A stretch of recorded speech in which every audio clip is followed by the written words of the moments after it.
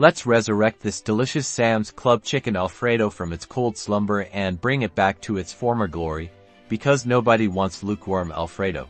First, grab your trusty container of Sam's Club chicken Alfredo from the fridge. Make sure the lid is properly sealed before you even think about firing up the microwave. Now, carefully remove the lid. This is crucial. Leaving the lid on could lead to a messy explosion in your microwave, and nobody wants to clean that up.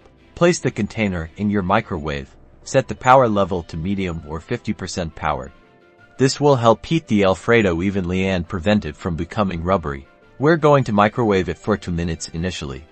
Better to err on the side of caution and heat it gradually.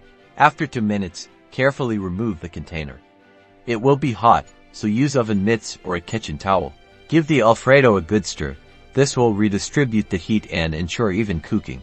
Now, pop it back in the microwave for 1 minute intervals, stirring in between each interval, until the Alfredo is heated through to your liking.